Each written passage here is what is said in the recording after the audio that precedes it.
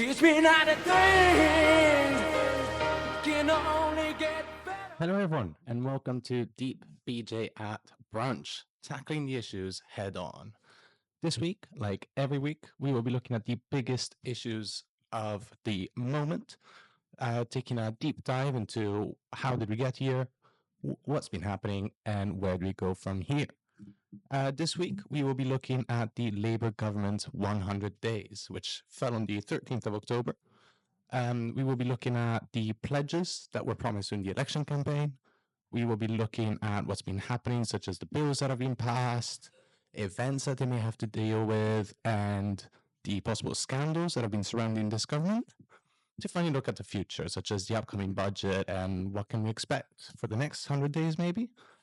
But yeah, I've been James, and I'm joined by Blaze. Hey, Blaze. Hi James, how are we doing? Yeah, it's going to be a nice ride because the 100 days is always bringing a lot of emotions because it's on one hand the politicians are kind of bringing this on themselves. They are promising what they're going to do in 100 days, and then when they are being when they are facing actually their opposition and their voters think, okay, so what did you actually achieve? They're trying to find all sorts of explanation to get out of this sticky situation. And James, do you want to talk a little bit? Maybe start. I have a few words to say, but do you want to start? Where is that whole concept of 100 days came from? Because it's not as obvious to everyone. No, so the 100 days, it's something that came up in, it was 1933, actually, with FDR's election, so Roosevelt's election. So that context was sort of coming from the Deep Depression that happened in the US, and he promised in the campaign that his policies would be felt. You would have a noticeable change in how people felt, money in your pocket, etc. So he basically said, judge me on my first 100 days.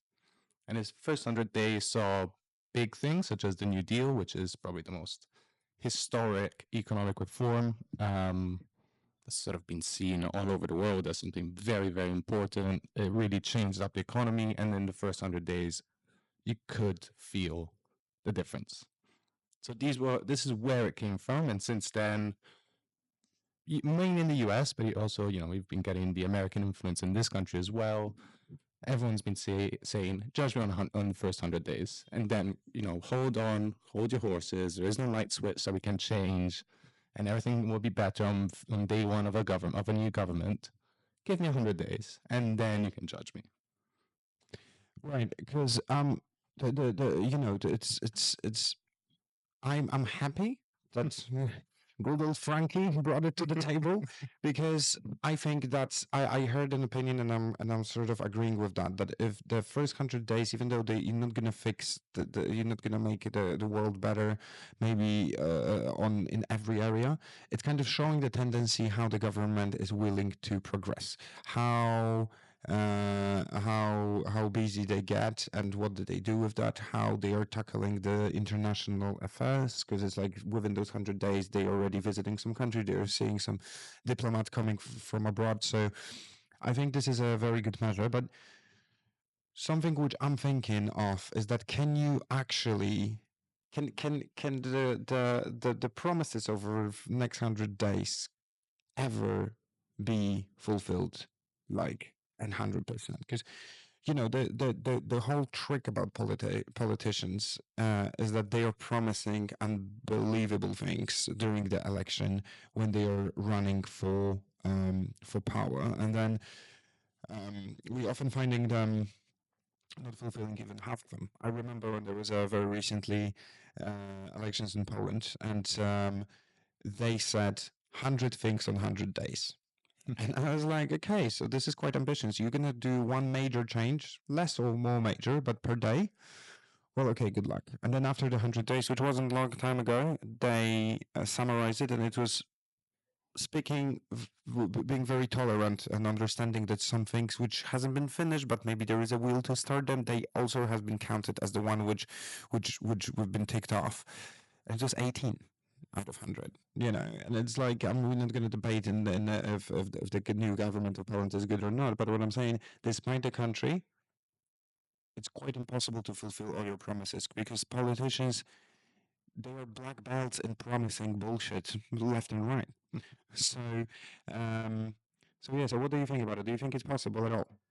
I think it's very ambitious. And at the end of the episode, we will sort of make a judgment, a personal judgment, whether we can feel a change after this 100 days of Labour government, but a lot can be achieved in 100 days. My first thought was to look back at Boris Johnson's first 100 days in 2019. And he had the big task of dealing with Brexit, basically get Brexit done, as he kept saying. And it was funny. So originally Brexit was meant to happen on the 31st of October, Halloween, which obviously was very ironic to everyone. But to make that happen, he made the very controversial decision of proroguing Parliament. So that means that you basically dissolve Parliament, all the MPs go home, government still happens, but without Parliament, because there was lots of deadlocks with all the MPs. Some people still didn't even want Brexit in the first place. But what turned out is that so it was very controversial at the time. Everyone felt it was a dodgy situation. And it turns out that he did this illegally. So he had lied to the Queen, because to dissolve Parliament, you need to ask the monarch. So he lied to her, saying that it was a legal thing to do. And all of that was even for nothing, because when the 31st of October happened, he says, oh no, let's delay Brexit until New Year's. So you can already feel in his first 100 days what kind of government he was going to lead. Bit controversial, possibly a little illegal, but he still wanted, he wanted to do things in a very different way. So you could already feel in 100 days what kind of government it was going to be. Right. I mean, like we talk. Whoever followed us on the last BJ at lunch, we were talking a little bit. We were laughing a little bit at at Boris, and what he was saying, and then what he was apologizing for. But so obviously there is no point to debate more about what Boris did and what he didn't. This is the history now. Let's maybe talk about what promises at the beginning of their elections, what promises have been put on the table by the new government. And just to put everything on the timeline, the 100 days passed on last Sunday, 13th of October. Okay, so this is very up to date. This is we have a very fresh look. And we are recording this just literally few days after. So we already have the first public releases, first comments. So this is the most reasonable and reliable comment you can hear on W1 Radio.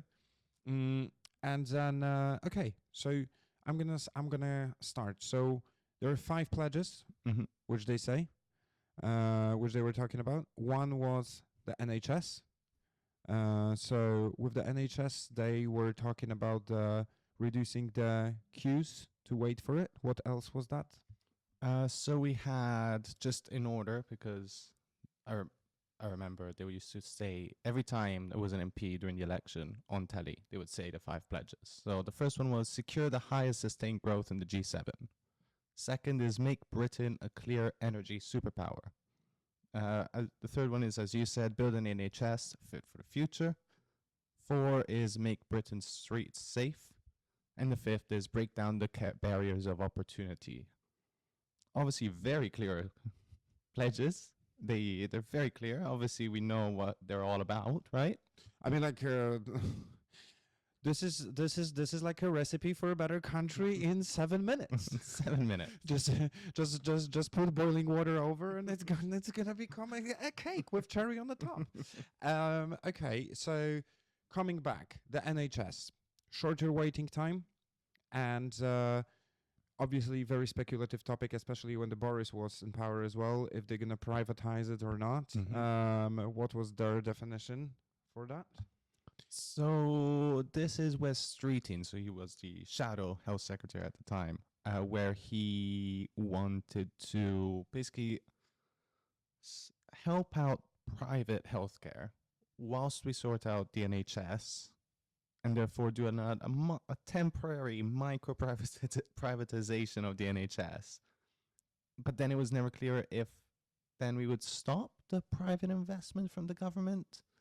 So yeah, it was very controversial, especially for the old Corbynites, where Corbyn was fully against private healthcare. It was very controversial, but also they want to sort of use AI a bit more, use modern technology within the NHS to do a big reform. That's sort of the plan for the NHS. Okay, moving forward. I remember we were talking on another BJ some time ago. We were talking about police and streets being safe. Mm-hmm.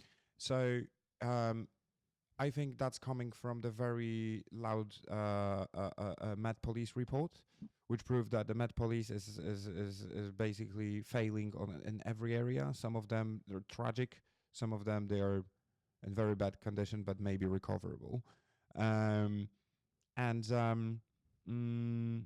so that was one of their pledges, isn't it? Yeah, so this was obviously because this was more to appeal to Tory voters, because in general, the Tories always say in the party for law and order. Obviously, we can debate whether the last 14 years were about law and order, but basically, it was basically a bit of a reform in within the Home Office. And, we will discuss this later, but some of this pledge was sort of to be applied when the riots happened this summer. But we can discuss this later. Okay. The next one is generic economic growth. So I think it's a lot about the housing and the housing crisis and the housing being not very affordable. So I think what they wanted to do is they said that they wanted to build 1.5 million affordable houses over next 5 years. And I would say that's just tying this up a little bit. What's the economic like? Because that sounds like the everyone has a house, everyone is paying the bills, so it's kind of approaching a very large group of voters. Yeah, so growth was the big one. That was why it's pledge number one, because that is one of the pledges that they shared with the Tories at the time. It was just the way that they would achieve economic growth was going to be different.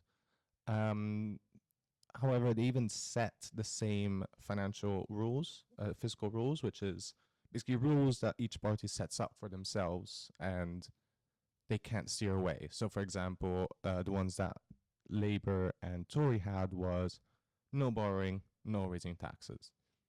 How are you going to get more money? It's a big question mark, but that was their pledge. Growth. Yeah, the money side is interesting, and we're gonna talk about it a little bit more later on. But this 22 billion black hole, this is how you're gonna get this money. We obviously know there is winter fuel allowance. We're gonna talk about it. There are other ways how they're gonna patch it. Renewable energy. So tell me more about it.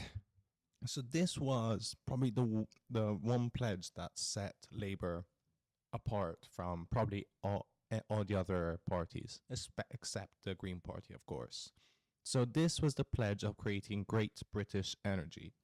Now, it is a bit unclear to most people what this is. Like, is it going to produce power? Is it going to create power?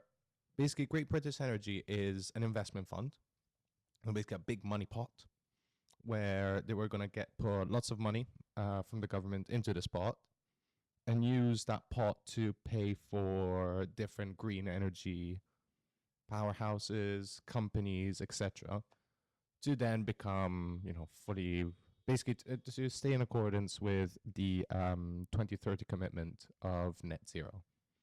Now, is it going to happen? The net zero by 2030? Got about 6 years to see this. But this was meant to be the big step towards that. Basically, having a national energy investment fund that is only subsidizing green energy. So that's what the Britain with a clear energy superpower pledge is meant to be. Right. Okay. And then what do we have left on this list before we're going to move to what actually has been provided? So that would be breaking down the barriers of opportunity at every stage. To be honest, I have no idea what that even means. What it means. Like, I think what I mentioned before about the affordable houses, this is probably a little bit of that. Then it's also, if you're going to look more into details, there's like public sector pay settlement. So this is probably building the, but it's also sounds like empty words. Yeah, and maybe there's a little bit of the whole labor laws that they want to introduce. So there might be that big category of the big labor laws that they want to introduce for protection of workers might fall under this pledge. But again, it's to me, it's a bit vague. I'm not really sure what it means. Well, I think it's vague to everyone. I think it's vague even to them. But let's see how it goes. So, okay. So we went through how did we get here, like on every DBJ. This is our first part, putting a little bit of a context. Now we know where we stand. And so let's talk right now about like what actually happened over the last 100 days until last Sunday. So let's cast our memory back 100 days ago, or just over 100 days ago, back to the 4th of July, Election Day. Do you remember Election Day? Were you following? I remember Election Day, actually. I don't know why in my head it was 5th of July, but luckily my memory is not as detailed. But yeah, I remember Election Day. It wasn't anything special, really. Anything special happened in your day on that day? Yeah, so I was actually in this building. We were hosting an election night, where we had the bar open until like 4 or 5 a.m. I remember for every result, we used to ring the bell, especially if it was a new Labour seat. And I remember that night, the bell was ringing so much. Like at some point, my arm got tired because there were so many Labour victories. And I remember that day it was. So I obviously I stayed up all night. I wanted to see until like it was finally announced. I wanted to see when Keir Starmer went to meet the Queen, when he gave the first speech outside Downing Street. And I remember that day it was an exciting day because it came from 14 years of Tory government. And, the whole election can be, some people might say it was an election against the Tories, not for Labour. But I remember there was a sense of change that people wanted and expected that day. Now, that may have a bit vanished now, and we can discuss why. But that victory that Labour had on the 4th of July, it was quite incredible. I mean, they came out with 412 seats. The Tories had lost 251 seats, so more, and they were left with 121. So like it was a massive defeat for Tories and a fantastic win for Labour. Like this was a bigger win than the 97 election, which is the Tony Blair election, where they basically ruled the House. And now Labour is ruling the House. Now we can say a little bit later with when we're talking about the child benefit cap, and now the number of Labour MPs has gone down a few because some people have been suspended or resigned. But that was an incredible moment. I remember it very well. And when the first days of the Labour government, obviously there's a big change, even like physically, MPs need to find their desks. The new advisors are coming in. They need to find where they're going to be, or the like even meeting the civil servants, because all these MPs or ministers or have never really met these civil servants. So there was a lot of change, and I remember it was the first time that they met in Parliament, where you had such a beautiful transition, very professional, very serene, where you had, when basically there's this whole ritual of all the MPs lining up to the House of Commons, hand on the Bible and pledge, and give a pledge or an oath or whatever it is. And you had Angela Rayner Keir Starmer, Rishi Sunak, and Oliver Dowden all kind of having a laugh. So like these are four leaders that have been campaigning against each other, throwing shit at each other for what was it, 6 weeks, and then they were like after everything was over, shaking hands, having a laugh, and even Rishi Sunak gave his first speech where it was very funny. I found it very funny where he was sort of reflecting on his career, and he was like, "Oh, I've got a word of advice for all the new MPs on the opposite side. You know, you'll be fine now, but then in a few years you'll be called to be a junior minister. Very shortly you're going to be chancellor, and then next thing you know, you're very young, and all the best years of your career have gone." Well, no one said that the political game is an easy one, because even on a happy day, you're already finishing this day with some worries on your shoulders. Okay, well, yeah, I actually, now when you said it, I wasn't in this building, I wasn't at this party, but I remember that it was a preparation for it. I remember dartboards. Yeah. Dartboard even. Got a dartboard with all the faces of Tory MPs, with obviously Rishi Sunak in the middle, and everyone, of course, was trying to puncture him.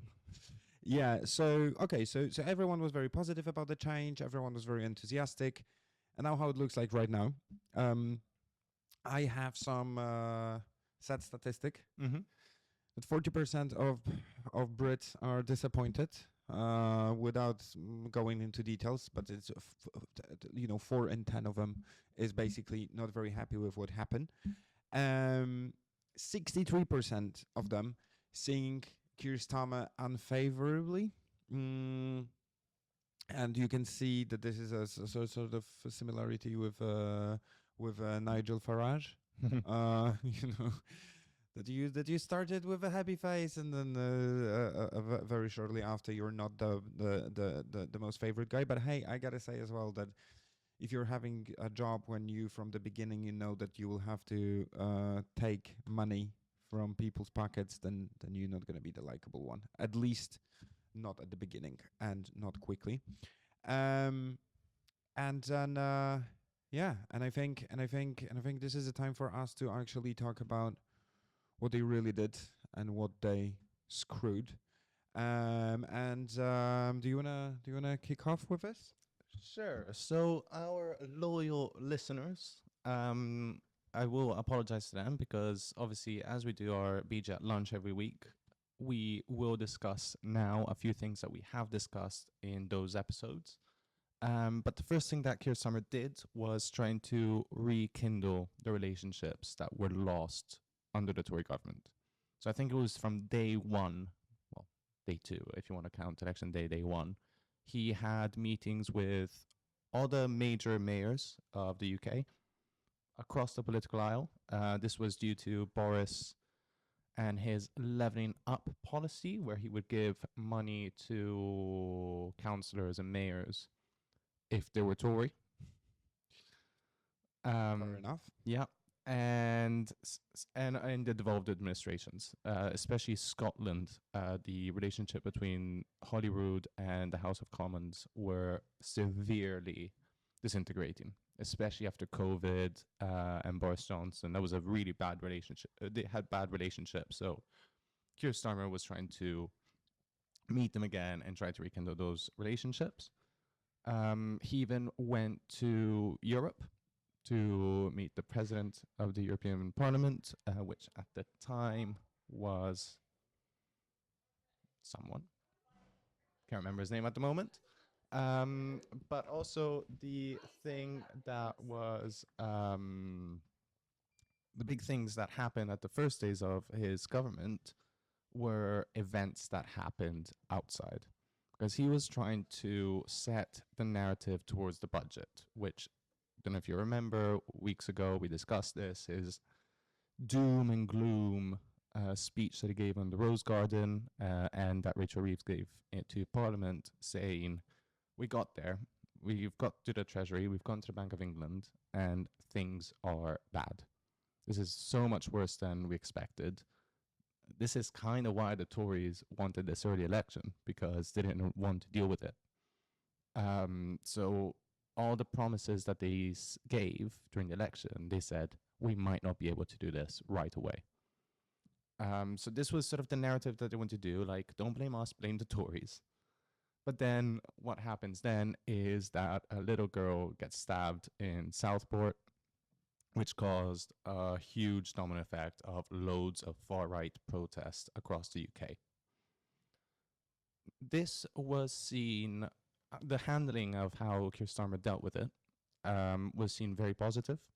He right away, in the spirit of the pledges of making Britain's streets safe again, is to basically even create a new police task force to deal with these riots.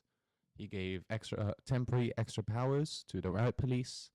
And those riots, even though they were terrible, and I remember like for weeks, we still felt, like the population still felt that it was shocking. Like I remember there was a lot of PTSD from it. Yeah, and it's also, I just want to say that you can even tell that private companies were given a allowance for and the dedicating budget for their vulnerable workers, employees to come back home with a cab and stuff. Because even though you didn't see it on the street, it was actually happening. Yeah, it was. But how he dealt with it very swiftly only lasted 1 week, and then it was over, and everyone said, "Okay, well done, Keir Starmer, for dealing with these riots." However, and this will be my argument throughout, his successes and failures, the narrative was not controlled by him. It was other people projected the narrative upon him. So, as I said, he wanted to start the narrative towards the budget of the Tories made a mess. They were hiding stuff from us. So that's why we can't do as much as we want to do, but we'll try to do some good things. It was all taken over by something else, whether it was the riots in this case, or other events that controlled his narrative, whether him taking control of his messaging. Yeah, because we were talking about it a little bit across different BJs at lunch, the reviews of the week, because it was happening over weeks. It wasn't, as you said, it wasn't a single incident.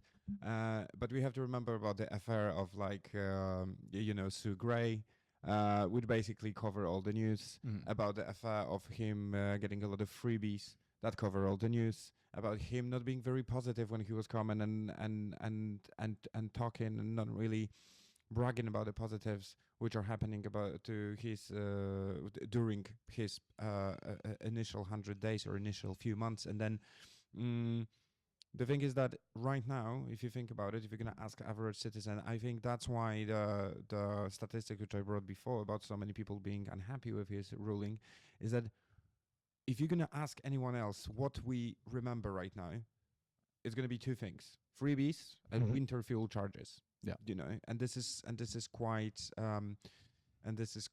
sad. But on the other hand, how you doing politics is not only actually doing; it's also how you selling it. Yeah, no, that's it. And he gave this interview a few weeks back where he said, "I don't mind being unpopular," which is fine at the beginning. However, then you get these very negative polling numbers. You say 40% think is doing less better than expected, worse than expected. Yeah, that's it. So, which is fine to do now. However, all the big news that of bills that actually happened, so the actual government's job, were all bad ones. Like they were all very unpopular ones. So, for example, winter fuel allowance for pensioners scrapped. So, well, scrapped. So now the wording is reformed, but yeah, scrapped, which means that old pensioners won't have support for heating in the winter. Very unpopular decision. At the very beginning, we had the two-child benefit cap that was maintained. So that means that if you have more than 2 children, you will still receive benefits for 2 children only. So if you've got 5, you'll still get money for 2. And again, that was very unpopular. 7 MPs, Labour MPs, voted against it, and they were suspended. So that's a double whammy of negativity. Not only you're doing an unpopular bill, but also you are disciplining very severely MPs that campaign for you, your MPs. So from that, what was the number I gave earlier? 412 seats that Labour won. They're now 7 down, so 405 MPs. Following and actually from the winter fuel allowance bill that was passed, we had the first Labour resignation. It was this MP who was basically fed up by Keir Starmer's government in less than 100 days. So maybe, I don't know, in my opinion, give it a bit more time before you start moaning about stuff. Well, moaning about discipline and the direction of the government. But so she resigned anyway. So now we're down to 404 MPs and a few independents.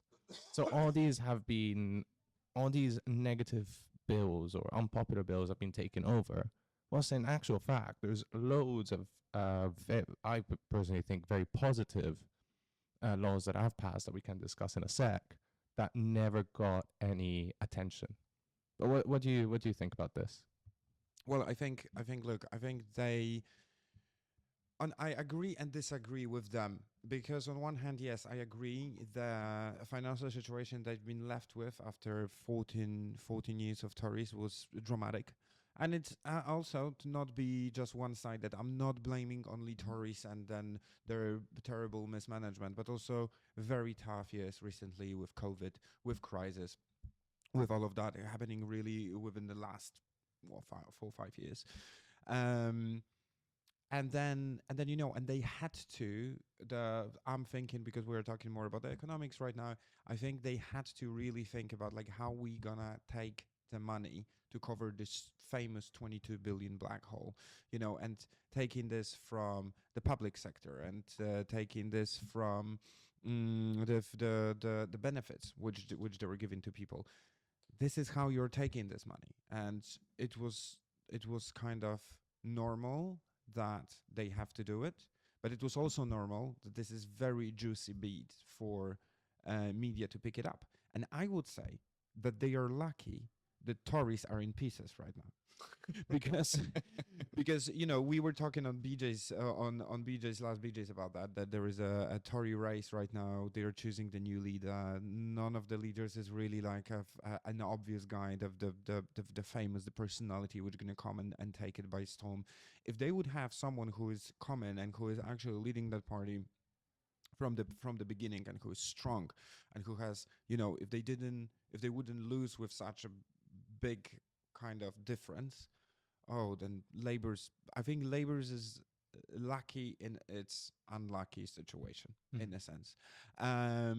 So I think this is the thing. I think the spending cuts are something which had to happen. I'm not entirely sure though how did they manage, but we just talk about it, because doing the spending cuts and then being caught by receiving massive donations is not something which looks good.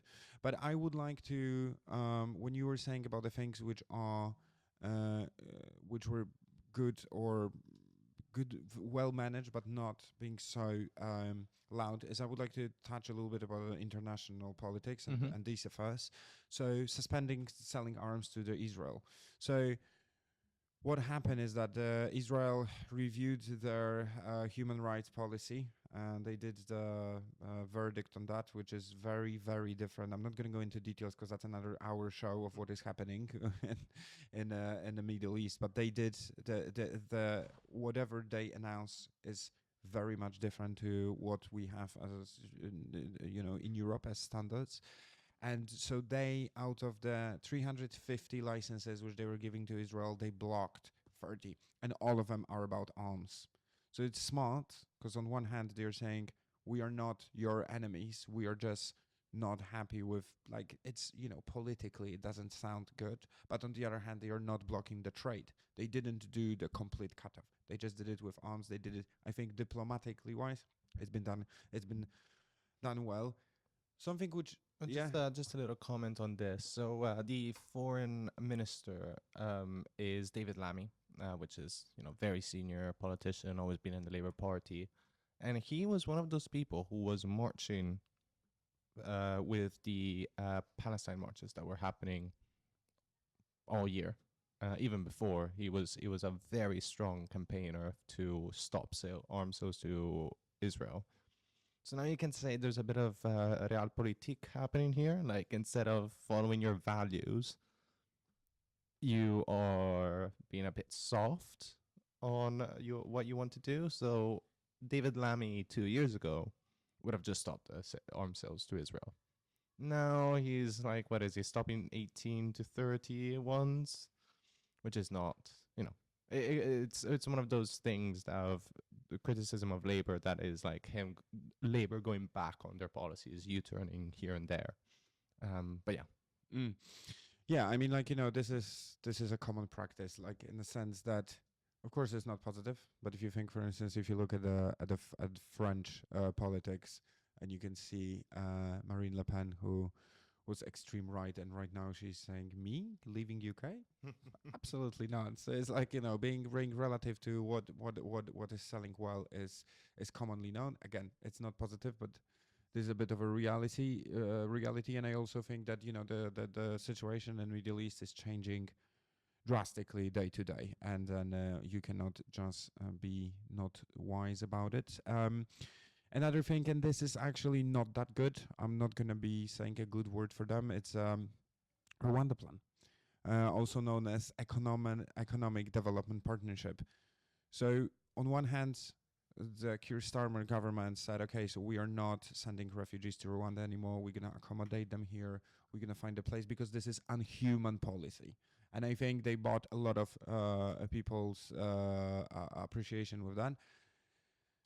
But then he went to talk to Meloni, to Italian Prime Minister, and he said, okay, so you know what, I'm not sending them to Rwanda, but how about we're going to send them to Albania? And this is like, okay, on one hand, they're not going to Rwanda, they're going to Europe, but on the other hand, bro, you either accommodating them or not. Like choose your team, and do not pretend that you're doing good when you're doing bad.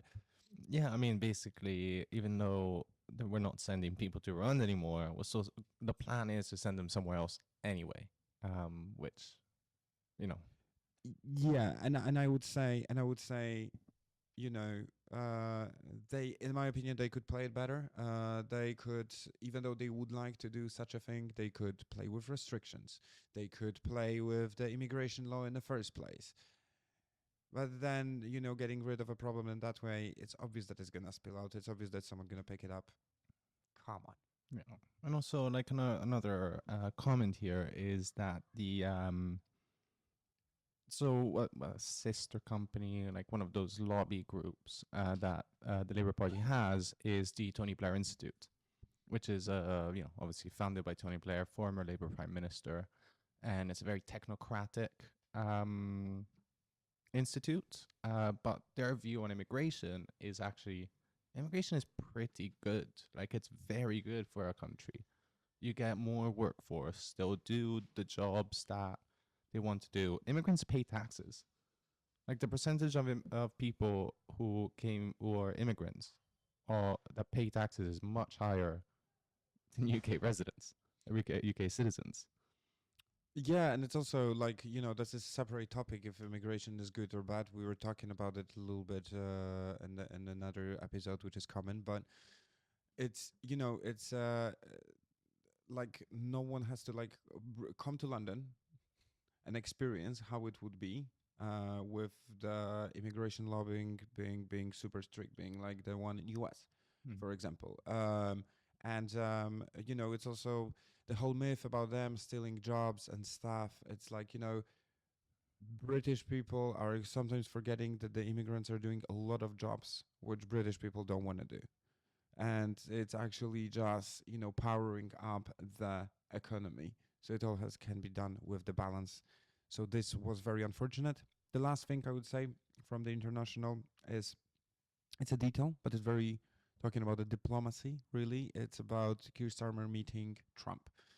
And something important to remember is that it's not about him meeting Trump because Trump is not even a president, but it's about him meeting Trump and not meeting Kamala Harris, which is showing his intentions, which is showing also his opinions, who is a favorite to win.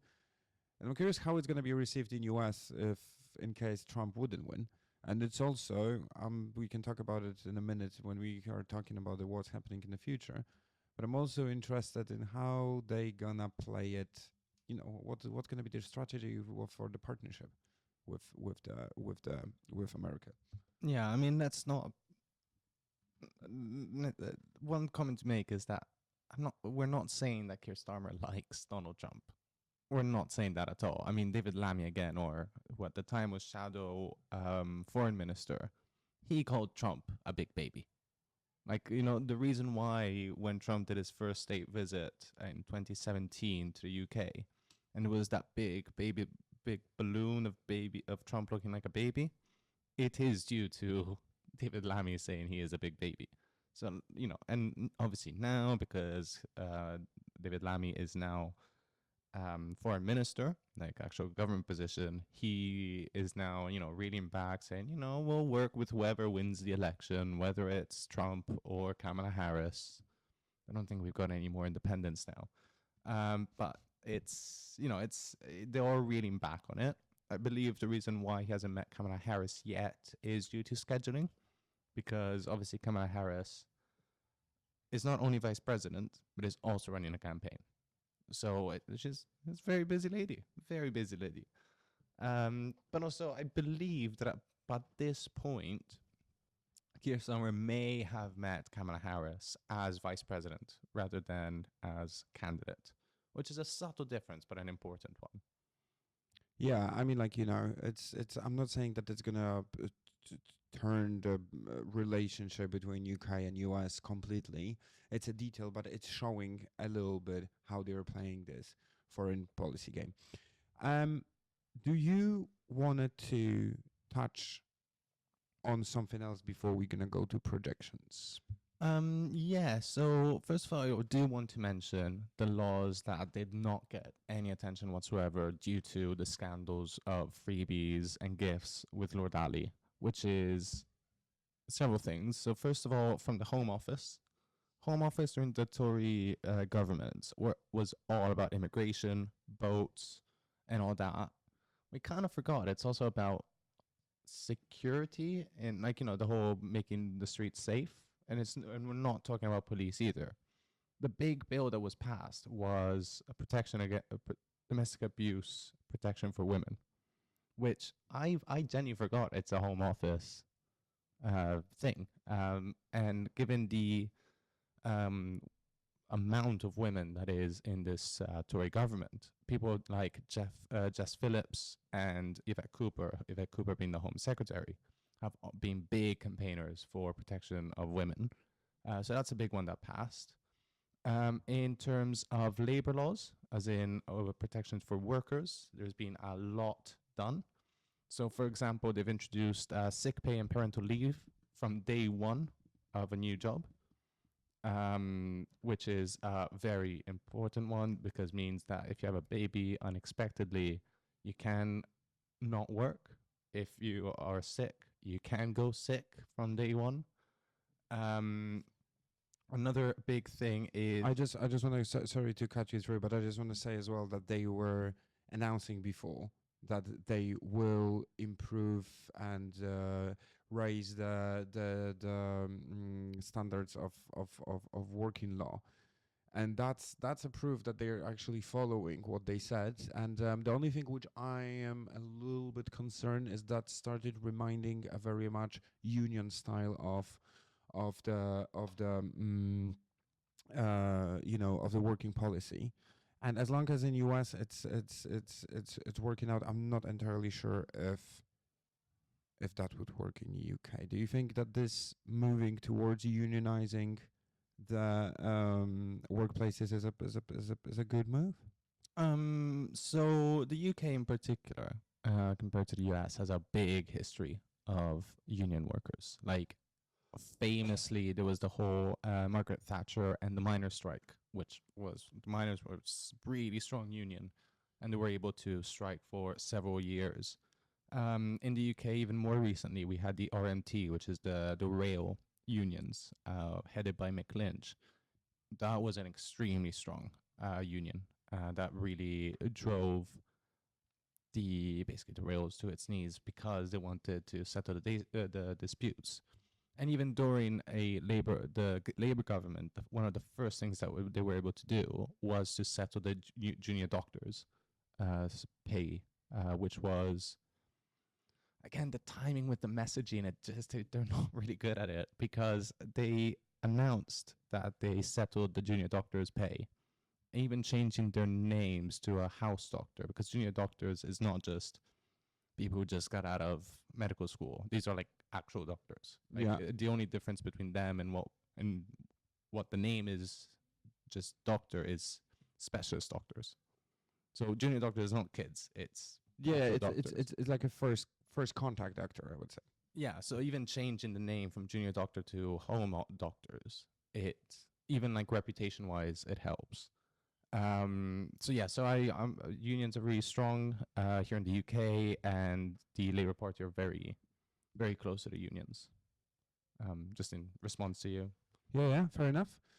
Yeah, keep it rolling, baby. Keep it rolling. So the next things that happen are, as we said, the housing. So they have introduced new housing bills that will make the speed of creating new houses much quicker, because that was one of the big issues that the Tory had.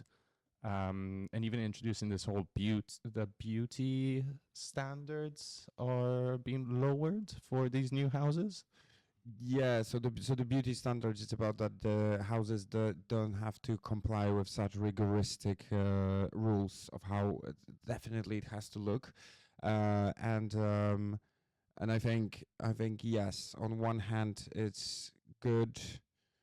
I just hope that the landscape won't look like it's cardboard houses. But I think it has nothing to do with safety. I just think it just has to do with that you don't have to spend extra money because the house has to look in particular way. No. Which is if it's gonna work, we're gonna see. But I get your point as well, and I think that it's important that they're actually implementing this. They're not just chatting about it. They're saying, okay, boom, see it, say it, sort it, as one of the union likes to say.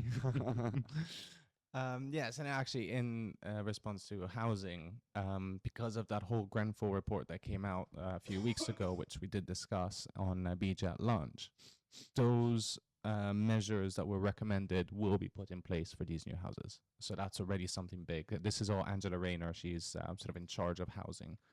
But yeah, then we mentioned GB Energy earlier when talking about the pledges. Things are moving towards the actual creation. So there are they had to create like small bills before doing the big ones, and those bills have passed. Yeah. The one that did actually get a lot of attention was the getting rid of the one-word judgments in Ofsted. So Ofsted is the company that judges schools and how they're doing. And it was very controversial that they had a one-word judgment. Obviously, they have the one word, acceptable, excellent, horrible, whatever they are. And then obviously you had the little comments as to why that is. But that one-word judgment does make a big difference to schools. Famously, there was a headmistress that committed suicide after receiving a bad one-word judgment. So they've got rid of that, and that got a lot of attention. But another Labour law that I wanted to leave at the end because it has something to do with what's been happening in the news very recently, is the banning of fire and rehire. So the fire and rehire is basically, say I've got loads of employees, I'll fire half of them, and then rehire them for a lower pay.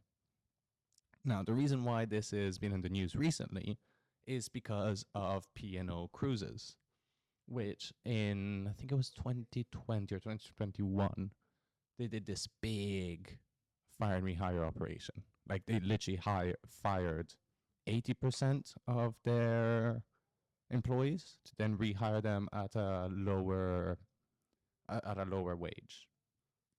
Everyone was totally against it. They were saying, "Come on, P&O, like be normal." At the time, obviously the Labour Party was fully against it. There was a big boycott happening at the time, which is actually still happening from Labour MPs. So, for example, Louise Hay called it a rogue employer. And this is important because in this weekend, the upcoming weekend, there is the UK Investment Summit, and P&O is a big, big company that is meant to invest. So, following the comments from the Transport Secretary, the Business Secretary had to go and do the interview rounds. Say, this is Reynolds saying, I too boycott this company, but I do want them to invest. I want their money still. Which is interesting to someone to say that they boycott the P&O cruises because, I also boycott Swarovski. I boycott. Sorry, you boycott Swarovski? You don't like those shiny little items? Oh yeah, no, I could go in there and buy the whole shop, but I out of morality I choose not to. Oh, right. I have the same with SeaWorld parks, the amusement parks. Yeah. Just I love the big whale jumping, but like, come on, man! Like, build a pool the size of the ocean, and then I can agree for it. Yeah, no, exactly. And it's not only Swarovski that I boycott Lamborghinis, I boycott Prada. That's the reason why I don't wear it or have any of this stuff. It's a boycott, really. That's the only reason. It's Let's the be specific. only reason.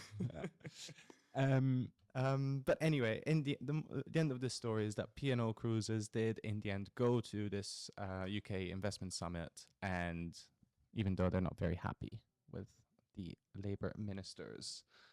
But anyway, from here, where are we going? Well, first of all, let's look at these 5 pledges and see what we think, if they've been maintained or not, or is this the drive of this government? Okay, so the financial increasing the living standards, I would say that there is some beginnings to it, but again, we have to judge only about the beginnings, because nothing or none of that is going to be accomplished, not even in the first year, because even about the patching the big black hole, they said that it's going to be years after years, that the first year going to save 5 billion, the next year going to save 8 billion. But I would say cutting the benefits, the winter fuel allowance, you might not like it, but that's going to save money. So it's a good start. The being safer on the streets. Okay, on one hand, those far right marshes, they have been acted on accurately, but this I wouldn't be as positive about. Like, okay, so we are going the good way, because it's the structural change which has to happen in police is quite of a big one. What do you think about the NHS? The NHS, so this comes obviously, we did have that report that's saying that the NHS is failing, that Keir Starmer wants to either reform it or let it die, which, I mentioned at BJ at lunch a few weeks ago, that it's not the greatest wording. But I don't know, the NHS, I think it's still early days. I did find this article from during the election period, where there was this report about social care, saying that Labour government needs to do something about social care within the first 100 days. Otherwise, it's going to fail. Now, I don't know if it was dramatic, because it hasn't failed, but I don't know I can't find anything that the Labour government has done for social care. But, it's still there. One thing I do need to mention about the NHS, though, is that on the 30th of October, we will have the budget. So it's the first budget, that the economic budget that the Labour government are going to do. Some argue a bit too late, because it's been 100 days. It's 2.5 months without a budget of a new government. That's quite that's a bit delayed. But they are putting a special pot of money. Even though they, as I said, there is this black hole, we don't have much money. They do want to leave a special pot for the victims of the infected blood scandal. Very quickly, the infected blood scandal is something that happened from the 80s onwards, where when they used to do transfusions, they found out later that it was infected with HIV. So loads of people went for transfusions, and that it came out having HIV. So that's a big scandal that was across parties. Different governments were under this, and Rachel Reeves, the chancellor, is putting aside a bit of money for them, which is positive, I would say. Okay. And then the renewable energy. I think, yeah. The creation of what was it? GB UK, isn't it? GB Energy. Yeah, GB Energy. I think it's a good step, but it's not gonna finish in their election. It's gonna be multi-level project, which requires a lot of years. Shifts like that taking decades, not election time. So hopefully, if they wouldn't hold to the they wouldn't hold in the parliament, for the next election. Hopefully, the Tories or whoever it's gonna be, they're gonna have a common sense that this is not about the political thing, but it's more about like the, developing the country and a legacy for next generation. And what about the last one? Breaking down the barriers of opportunity at every stage. Well, this, I would call them that they failed even by wording. So it's hard to say. I think this is so vague that even after 5 years, I can say yes and no. I would definitely say that I'm really looking forward to the 30th of October, when they're gonna have this budget presented. You mentioned that, but I think that's going to be a big measure because we're going to see how realistic is that and what the actual plan is, not just big words. I would also say that big thing for me is how they're going to handle the bankruptcy of local authorities, because that's going to be a big problem because local authorities, they can bankrupt on the paper, but in practice, obviously, they're never going to bankrupt. They're still going to exist, but they're going to start cutting or on the assets they have, which also means that they're gonna put back a little detail on that. I don't want to go too much on that because we're coming to an end. But for instance, them putting back the flats which council owns on them, but they will have to start selling this for the market prices. That's gonna elevate the average price on the house market, and it's gonna be in a massive scale because it's not one authority and it's not a one flat. So I'm curious how they gonna, because you see, for them to tackle on this, they would have to put artificial money into it to save it, which then gonna contradict with their plan of patching the 22 billion black hole and everything around it. It's also going to affect the inflation. On the other hand, not reacting on that going to be catastrophic in that sense, which I mentioned before, and many others. So I think this is quite something which I'm looking for, how they're going to handle it, and how they're going to deal with the US election and everything what's after that. Yes, that will be interesting. See what if Trump gets elected, it will be interesting to see what the relationship will be between the UK and the US. Also because last time Trump was president, even though the Brexit referendum happened, we were still in the EU. So we still had allies there. Now we're outside of the EU. Brexit happened. And the relationship, even though Keir Starmer is trying to rekindle them, they are severed. So the only ally is across the pond in the US. So let's see how that will turn out. Yeah, and I also wanted to just point out as well, we didn't talk about it because it's not a major thing, but it's also something which we mentioned on the BJ, the new NATO presidency. They had a meeting with him, but how they gonna play with it? Because in relation between Europe, UK, US, NATO is this joker. Yeah. You know. And of course, Trump doesn't like NATO. Famously does not like NATO. So that would be interesting to see. Yeah, hopefully the new NATO president, the Dutch guy, I don't remember his name right now. Do you remember? Rutte. I think he will. I hope he's trustworthy, and when he's saying I know how to talk with everyone, that means that he knows how to talk with everyone. Yeah. James, I think we should wrap it up. Yeah, just a final question for you, and then we'll close it. So just circling back to the beginning of the episode, when we were talking about FDR promising that in the first 100 days, you will feel a difference. Do you feel a difference after 100 days of labor? That's a very good question. Do I feel the difference? It's definitely colder outside. It's Yeah, because there's no allowances for gas bills. exactly. No, I would say is again, that's a trick about 100 days. You can see how they are moving. On the other hand, it's too short to see anything. I think in the short scale, I'm not seeing the difference. In the big picture idea, in the short scale, in the small scale, I want to say. In a big picture idea, I can see that they're moving mostly the right direction. And to be honest, I'm that sort of guy who is saying, I like the budget cuts because it's gonna hit maybe people personal's wallet, but in facing Brexit, facing destabilization on the international politics, facing Europe, a little bit becoming unstable and ununified compared to 10 years ago. We need those budget cuts to not be hit by another crisis in next 5 to 10 years. Mm. So when I was reading about the statistic about how many people are supporting them and how many after these 100 days and how many like them, everyone, even though they have way less support that they had at the beginning, everyone is giving them a vote of doubt. Like, is that how you call it? Vote of doubt? No confidence? No. Like, basically, they're giving them another chance. Okay.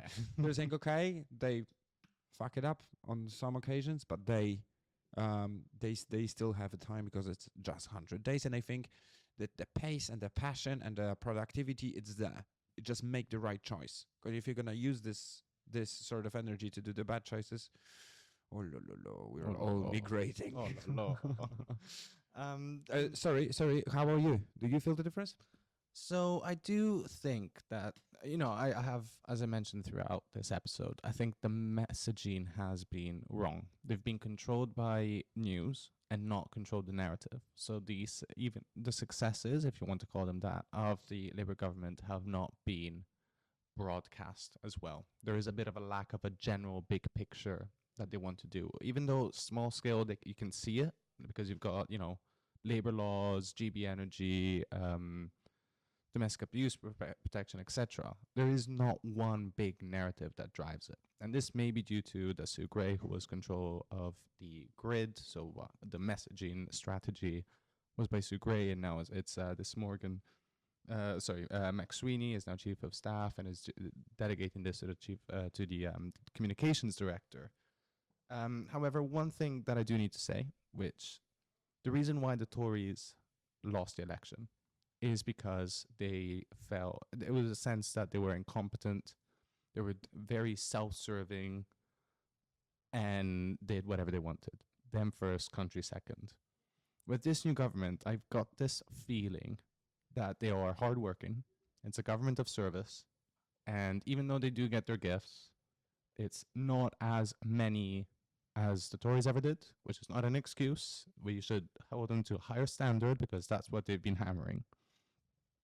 However, I do feel the sense that we are in safe hands in a way. Even though they do unpopular things, the unpopularity of these bills, it's still, there's an element of forgiveness because they need to make tough choices. We understand that. Things are not good. So that's one thing I should say. Like the big changes, we're in safe hands, I feel.